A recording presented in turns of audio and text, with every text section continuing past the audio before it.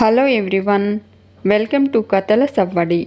ఈ వీడియోలో నేను ఒక అందమైన ముగ్గు వేస్తూ మీకు ఒక ఆసక్తికరమైన కథను షేర్ చేస్తున్నాను.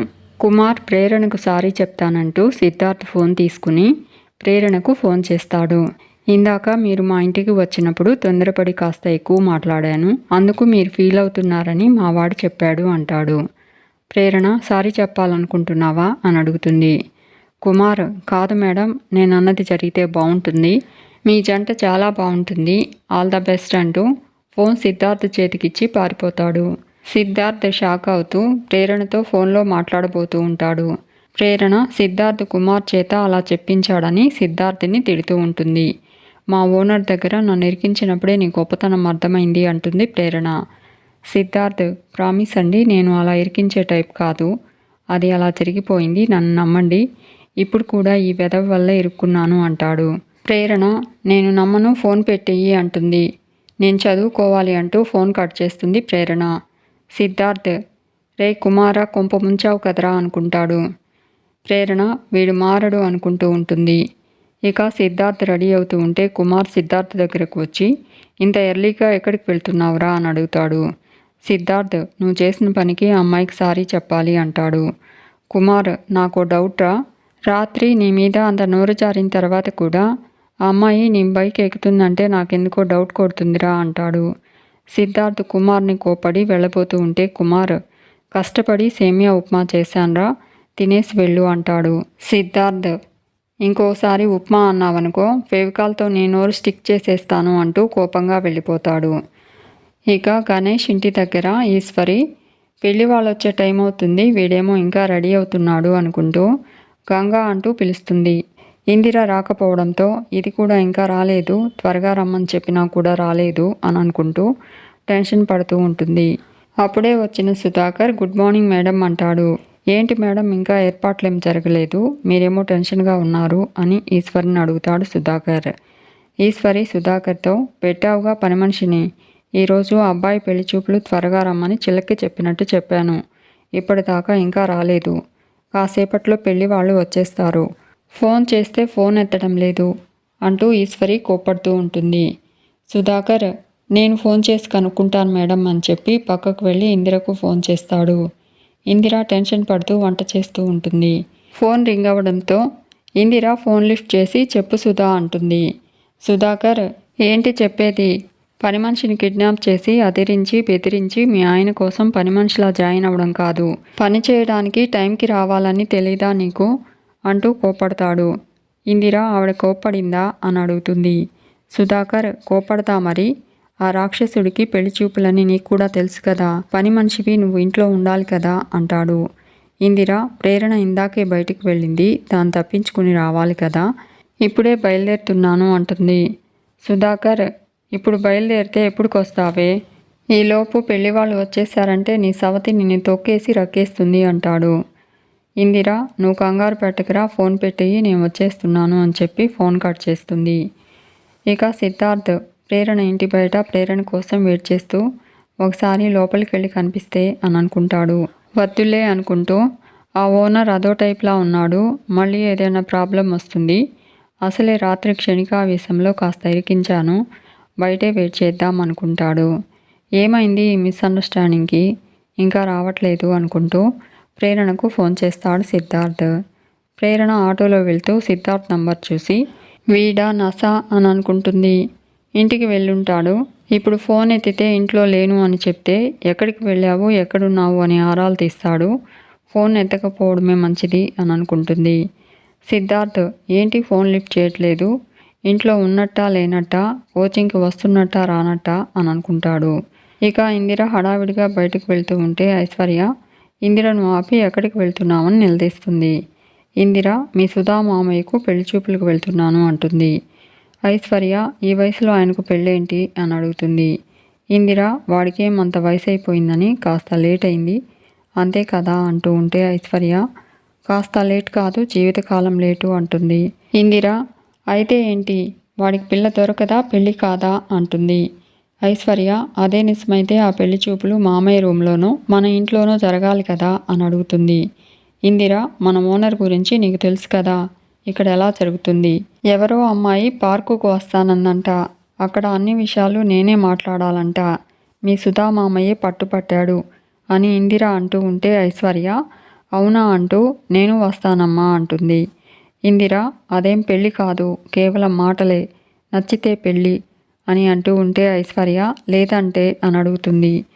ఇందిర ఇరిటేట్ అవుతూ ఆ సుధాగాడి చావు అంటుంది. నన్ను వెళ్ళనివ్వు, ఆవిడెదురు చూస్తుంది అని చెప్పి ఇందిర వెళ్ళబోతూ ఉంటే ఐశ్వర్య ఆవిడెవరు అంటూ ఇందిరను ఆపుతుంది. ఇందిర తడబడుతూ అదే పెళ్లి కూతురు అంటుంది. ఐశ్వర్య నాకేం అర్థం కావట్లేదమ్మా. అక్క కోచింగ్ 10 గంటలకైతే 8 గంటలకే వెళ్ళిపోయింది. నువ్వు పెళ్ళి పేరంటమని బయటికి వెళ్తున్నావు. ఏదో జరుగుతుందమ్మా, నా దగ్గర ఏదో దాస్తున్నావు అంటుంది. ఇందిర నీ మొహం దాస్తున్నాను, నీకు ప్రతిదీ అనుమానమే, నేను వెళ్తున్నాను అంటూ టెన్షన్ పడుతూ ఇందిర వెళ్ళిపోతుంది. ఐశ్వర్య అమ్మ ఎంత చెప్తున్నా నా మైండ్ కన్విన్స్ కాలేకపోతుంది. ఏమో దాస్తున్నారు, ఏమై ఉంటుంది అనుకుంటూ ఆలోచిస్తూ ఉంటుంది. ఇక ఇందిర సిద్ధార్థని చూసి సిద్ధార్థ దగ్గరకు వస్తుంది. బాబు నువ్వేంటిక్కడ అని అడుగుతుంది. సిద్ధార్థ్ ప్రేరణ గురించి అడుగుతాడు. ఇందిర ప్రేరణ కోచింగ్కి వెళ్ళిపోయింది అంటుంది. సిద్ధార్థ్ రాత్రి జరిగిన దానికి అమ్మగారు హర్ట్ అయింది, అందుకే తొందరగా వెళ్ళిపోయింది అనుకుంటాడు. ఇందిర అదెలాగూ వెళ్ళిపోయింది కదా బాబు, నేను ఒక చోటుకు అర్జెంటుగా వెళ్ళాలి, నన్ను కాస్త దిగబెట్టకూడదు అని అడుగుతుంది. సిద్ధార్థ్ నేను కూడా కోచింగ్కి వెళ్ళాలా ఆంటీ అంటాడు. ఇందిర పావుగంట బాబు, చాలా అర్జెంట్, కాదనకు ప్లీజ్ అంటూ బ్రతిమలాడుతుంది. సిద్ధార్థ్ సరే ఎక్కండి, త్వరగా డ్రాప్ చేసి వెళ్ళిపోతాను అంటాడు. ఇందిర నువ్వు దేవుడివి బాబు అంటూ పైకెక్కబోతూ ఉంటే ఈశ్వరి ఇందిరకు ఫోన్ చేస్తుంది. ఇందిర ఫోన్ లిఫ్ట్ చేసి దారిలో ఉన్నాను మేడం, వస్తున్నాను అంటుంది.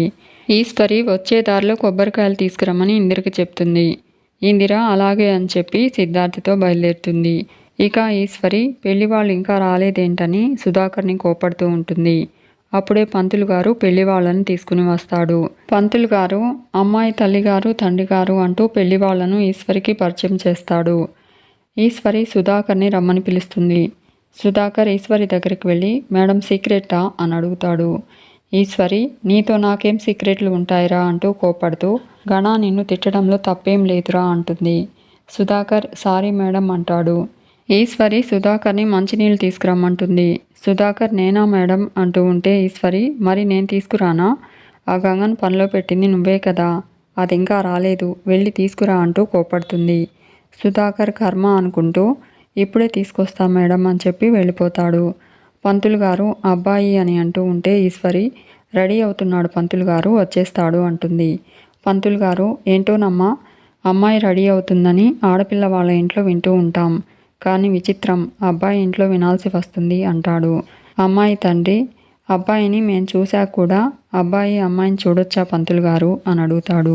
పంతులు గారు ఏంటోనండి కాలం మారిపోయింది, రాను రాను అబ్బాయి చేత పాటలు పద్యాలు పాడిస్తారేమో అంటూ జోక్ చేశానండి అంటాడు. సుధాకర్ అందరికీ వాటర్ ఇచ్చి జోక్ చాలా బాగుందండి కానీ నవ్వే రాలేదు అంటాడు. పంతులు గారు ఎవరితను అని అడుగుతాడు. సుధాకర్ మా సార్కి కావలసిన వాడినండి అంటాడు. ఈశ్వరి కానిస్టేబుల్ అంటుంది. సుధాకర్ హెడ్ అంటాడు. ఈశ్వరి కాస్త వెటకారం ఎక్కువలేండి అంటూ ఉంటే పంతులు గారు కర్రీలో కారం ఎక్కువైనా పర్వాలేదు, కడుపులో వెటకారం ఎక్కువైతే కష్టం నాయన మండుద్ది అంటాడు. సుధాకర్ నిమ్మకాయ నీళ్లు తీసుకుంటానులేండి అని అంటూ ఉంటే ఈశ్వరి సుధా అంటూ కోపడుతుంది. సుధాకర్ గణేష్ రావడం చూసి సార్ వచ్చేస్తున్నారు అంటాడు. గణేష్ సోఫాలో కూర్చుంటూ హలో అండి అంటూ విష్ చేస్తాడు. పంతులు గారు ఏనేనండి పెళ్ళికొడుకు, మీకు కాబోయే అల్లుడు, అబ్బాయి మిలమిలా మెరిసే పచ్చనూటలా లేడు అని అంటాడు. గణేష్తో అమ్మాయి అమ్మా నాన్నలను ఏమైనా అడగాలంటే అడుగబ్బాయి అంటాడు. గణేష్ సీరియస్గా చూడడంతో ఓకే వాళ్ళే అడుగుతారు అంటాడు. అమ్మాయి తండ్రి బాబు నీ డ్యూటీ ఎక్కడా అని గణేష్ని అడుగుతాడు. సుధాకర్ రోడ్డు మీద అంటాడు. ఈశ్వరి కోపంగా సుధా అంటూ ఉంటే సుధాకర్ సారీ మేడం అంటాడు. అమ్మాయి తండ్రి ఏ ఏరియా అని అడుగుతాడు. సుధాకర్ అన్ని ఏరియాల్లో మా సారే ఉంటారండి అని అంటూ ఉంటే గణేష్ కోపంగా చూస్తాడు. ఈశ్వరి అదేనండి గాంధీనగర్ పిఎస్ అంటుంది. అమ్మాయి తల్లి సంతోషం అంటుంది. పంతులు గారు నోటికి మాటలతో పనిచెప్పే కంటే పలహారాలతో పనిచెప్తే బాగుంటుందేమో అంటాడు. ఈశ్వరి సుధాకర్ని పిలుస్తుంది. సుధాకర్ ఈశ్వరి దగ్గరికి వెళ్ళి సీక్రెటా అని అడుగుతాడు. ఈశ్వరి నీతో సీక్రెట్ ఏంట్రా అంటూ గంగ ఇంకా రాలేదేంటి, పలహారాలు ఇవ్వాలి కదా అని అడుగుతుంది. సుధాకర్ నేను చూసుకుంటాను మేడం, ఇప్పుడే ఫోన్ చేస్తాను అని చెప్పి పక్కకు వెళ్ళి ఇందిరకు ఫోన్ చేస్తాడు. సిద్ధార్థ్ బైక్ మీద వస్తూ ఉన్న ఇందిర ఫోన్ ఎత్తితే ఎక్కడున్నావంటూ మండిపడతాడు. వెళ్ళాక మాట్లాడొచ్చులే అనుకుని ఫోన్ కట్ చేస్తుంది. సుధాకర్ టెన్షన్ పడుతూ ఇదేంటి ఫోన్ కట్ చేసింది అనుకుంటాడు. ఇక్కడ ఈవిడ నా పీక కట్ చేస్తుంది కన్ఫర్మ్ అనుకుంటూ ఎంత పని చేసావే అక్క అని అనుకుంటాడు సుధాకర్. సిద్ధార్థ్ ఇందిరను చూసి ఏంటండి ఏదో టెన్షన్ పడుతున్నారు, ఏదైనా ప్రాబ్లమా అని అడుగుతాడు. ఇందిర ఏం చెప్తాం బాబు, మాలాంటి వాళ్ళకు ఏదో ఒక టెన్షన్ ఉంటూనే ఉంటుంది అని అంటూ ఉంటే సిద్ధార్థ్ నిజమేలేండి, ప్రేరణ లాంటి కూతుర్ని కన్నా గొప్పవారు ఆ మాత్రం టెన్షన్ ఉండకపోతే ఎలా అంటాడు. ఇందిర అదేంటి బాబు అలా అన్నావు అని అడుగుతుంది. సిద్ధార్థ్ మీ అమ్మాయితో ఉంటే అంతేలేండి, టెన్షన్ చిరాకు రెండూ కలిపి వస్తాయి అంటాడు. ఇందిర మా అమ్మాయి ఏం చేసింది బాబు అని అడుగుతుంది. సిద్ధార్థ్ తనేం చేయదండి, తనలో ఉన్న మొండితనం పెంకితనం అవతలి వాళ్ళని పిండేస్తాయి అంటాడు. ఇందిర పొరపాటు బాబు, మా అమ్మాయి చాలా మంచిది అంటుంది. సిద్ధార్థ్ మీరు చాలా గారాబం చేసినట్టున్నారు అంటాడు. ఇందిర నేను కాదు బాబు, వాళ్ళ నాన్నగారు తలకెక్కించుకున్నారు అంటుంది. సిద్ధార్థ్ అవునా ఆంటీ, అంకుల్ ఎప్పుడూ ఎక్కడా కనపడరేంటి అని అడుగుతాడు. ఇందిర తడబడుతూ ఆయన వైజాగ్లో ఉంటారు అంటుంది. సిద్ధార్థ్ మీరెక్కడికి వెళ్ళాలా ఆంటీ అని అడుగుతాడు. ఇందిర అడ్రస్ చెప్తూ ఉంటే సిద్ధార్థ్ బైక్ ఒక షాప్ ముందు ఆగిపోతుంది. సిద్ధార్థ్ బైక్ స్టార్ట్ చేయడానికి ట్రై చేస్తూ ఒక నిమిషం ఆంటీ అంటాడు. ఇందిర పర్వాలేదు బాబు, కొబ్బరికాయ తీసుకుని నేను గుడికి వెళ్ళిపోతాను అని చెప్పి షాప్ లోపలికి వెళ్ళి కొబ్బరికాయలు తీసుకుని వెళ్ళిపోతూ ఉంటుంది. సిద్ధార్థ్ ఆంటీ 2 minutes అంటాడు. ఇందిర పర్వాలేదు బాబు నేను వెళ్తాను అని చెప్పి వెళ్ళిపోతుంది. సిద్ధార్థ్ దింపుతానంటే ఎందుకంత కంగారు పడుతుంది అని అనుకుంటాడు. ఇక సుధాకర్ ఇందిర ఫోన్ లిఫ్ట్ చేయట్లేదని కంగారు పడుతూ ఉంటాడు. ఆటో రావడం చూసి ఇందిర వచ్చిందని రిలాక్స్ అవుతాడు.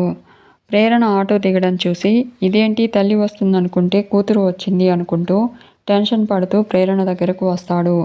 ప్రేరణను వెళ్ళిపోమని బ్రతిమలాడుతూ ఉంటాడు. ప్రేరణ నేను ప్రతి శనివారం వచ్చి మా నాన్నను చూస్తానని నీకు తెలుసు కదా మామయ్య అంటుంది. సుధాకర్ నాకు తెలియదు మర్చిపోయాను అంటాడు. ప్రేరణ ఈ ఇంట్లో వాళ్ళకు తెలుసులే, వాళ్ళే కామ్గా చూస్తున్నారు, నువ్వెందుకు టెన్షన్ పడుతున్నావు అంటుంది. సుధాకర్ ఎందుకంటే సంతోషం నీది, చావు నాది, అందుకే ఈ టెన్షన్ అంతా, నా మాట విను, ఇది అసలు టైం కాదు, నువ్వు వెళ్ళిపో అంటాడు. ప్రేరణ ఆపు మామయ్య, నేను వచ్చింది మా నాన్న కోసం, మా నాన్నను చూసే వెళ్తాను అంటుంది. సుధాకర్ అయ్యో కాసేపట్లో అక్క ఇక్కడికి రాబోతుంది అని అనుకుంటాడు. ప్రేరణ ఏమంటున్నావు మామయ్య అంటుంది. సుధాకర్ లోపల వాళ్ళ బంధువులు ఉన్నారు, ఇప్పుడు వెళ్ళడం అంత మంచిది కాదు అంటున్నాను అంటాడు. ప్రేరణ ఉండనివ్వు, ఎవరుంటే నాకేంటి, నాకేం భయం లేదు, తిరిగి వెళ్లాల్సిన అవసరమే లేదు, నేను మా నాన్నను కలిసే వెళ్తాను అంతే అని అంటూ ఉంటే సుధాకర్ ఫిక్స్ అయిపోయావే నువ్వు, అంటే నేను చచ్చిపోయినా పర్లేదన్నమాట అంటాడు. ప్రేరణ అయ్యో అలా మాట్లాడకు మామయ్య అంటుంది. అయినా ఇప్పుడు నువ్వు నన్ను వదిలేస్తేనే నువ్వు సేఫ్గా ఉంటావు అని ప్రేరణ అంటూ ఉంటే సుధాకర్ ప్రేరణ వైపు ప్రశ్నార్థకంగా చూస్తుంటాడు. మీకు ఈ వీడియో నచ్చితే లైక్ చేయండి, షేర్ చేయండి, తప్పకుండా సబ్స్క్రైబ్ చేసుకోండి. Thanks for watching.